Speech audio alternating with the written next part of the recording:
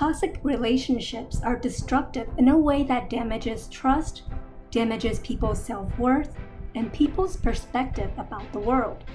But why do some of us still fall for it? How do we identify toxic relationships?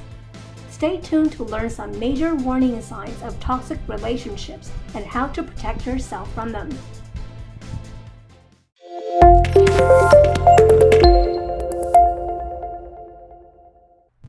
Toxic relationships come in different forms. They can appear in romantic relationships, family dynamics, which includes parent-child relationships, sibling relationships, other blood-related or non-blood-related family relationships, such as relative, father or mother-in-law, brother or sister-in-law, friendship with the opposite sex or same sex, company environment, working relationships, which includes boss, manager, co-worker, or team members, business partner relationships, and such. How to identify toxic relationship? According to Very-Well Mind, toxic relationships are known to cause a person to feel unsupported, misunderstood, demeaned, and attacked. Within a toxic relationship, the person often feels their well-being in the form of physical, emotional or psychological, financial, and sexual is being threatened. The toxic relationships usually consist of the abuser and the victim, and it can be one-to-one or one-to-a-group, which can result in a group abuse such as scapegoating. The major warning signs of toxic relationships.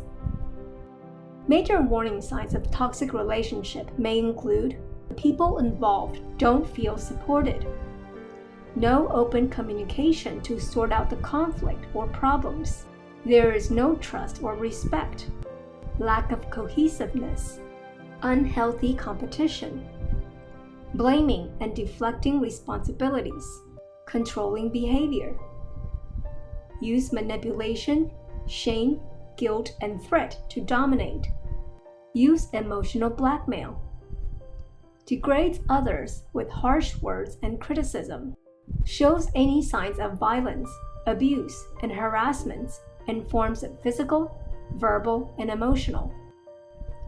Instead of seeking love, connection, respect, and kindness you would normally see in healthy relationships, the most common behavior in toxic relationships is that one needs to be in total control and wants absolute power, or deflects personal responsibilities and forms towards other people.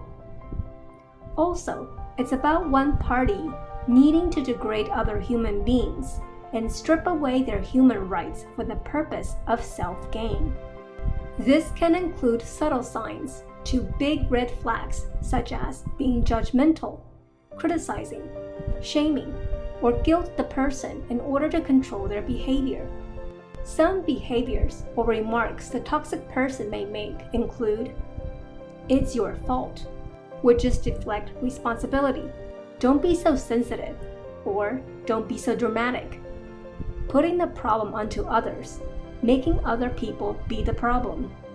"You are so cruel, cold, unforgiving," blame others and deflects personal responsibility.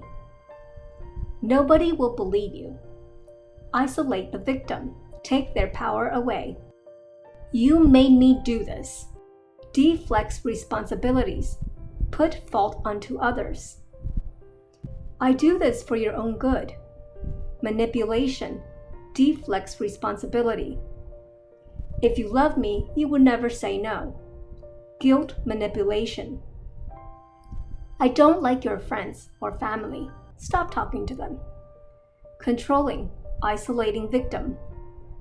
"I paid for your dinner, bills, whatever payment, you owe me." Threat, blackmail. "You look ugly in that dress." Demean. "Who do you think you are?" Threat. "If you leave me, I will kill myself." Emotional blackmail. As you see, the most common thing about these toxic behaviors is a lack of empathy and deflects personal responsibility for their own behavior, emotions, and choices. Meaning, toxic people don't change, but then there is someone who is enabling or saving them. Both of them are in a never-ending cycle of destruction until one of them finally breaks away. Other more obvious forms of toxic behavior would be shouting over another, using violence, throwing things, showing temper tantrums, shove, push, slap, and any other forms of violence in order to take control over another. Never ever let anyone treat you with any forms of violence, dear. You are worthy to have a healthy relationship. Why people get into toxic relationships? Okay, so you may ask, why would anyone want to stay in these type of relationships? Good question. Some common reasons why people get into toxic relationships are: toxic relationships usually start off normal. There may be subtle hints of red flags, but many people do not recognize the red flags or excuse the behavior until it's too late. Before they know it, they've already invested in the relationship, and then it's hard to get out.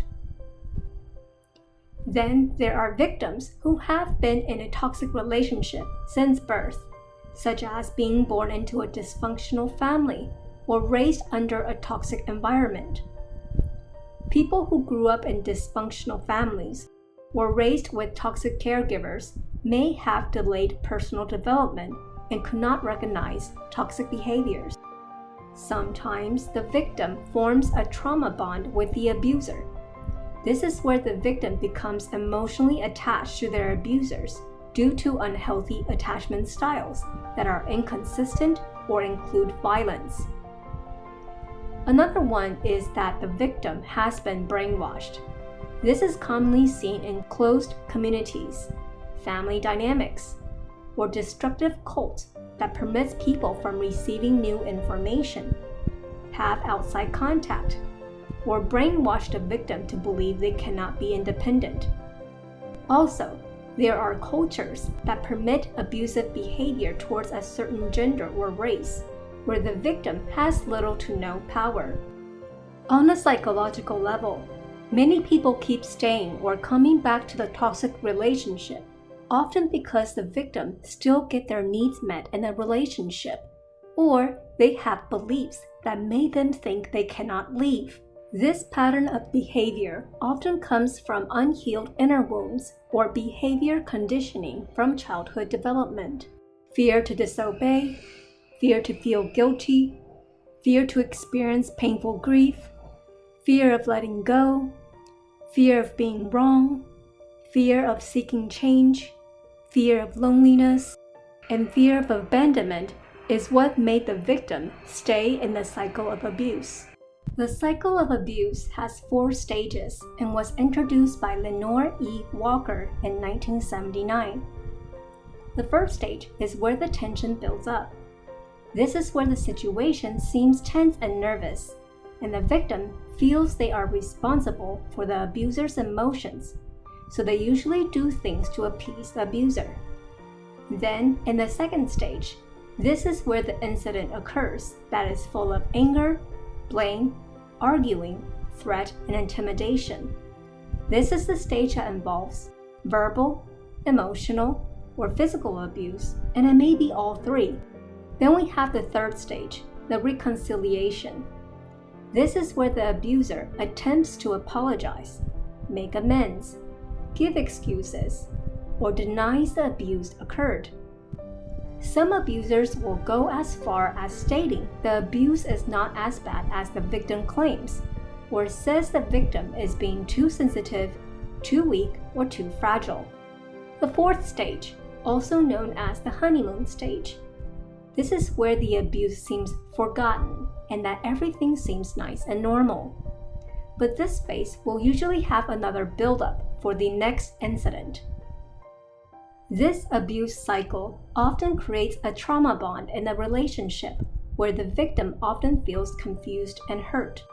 In the brain of the victim, they have already lost their sense of self-identity. self-worth, dignity, and have been programmed with fear. They often suppress their pain or go into denial in order to survive. Patterns of behaviors in toxic relationships are similar despite race, gender, and background. It's all about control. There is no love, respect, or kindness. Abusive control is only about power over other human beings.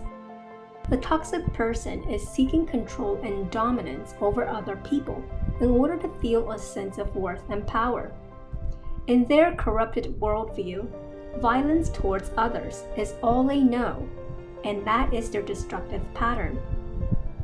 If you feel you've learned important life skills from this video so far, please consider subscribing to our channel and share it with your loved ones so they can avoid toxic relationships.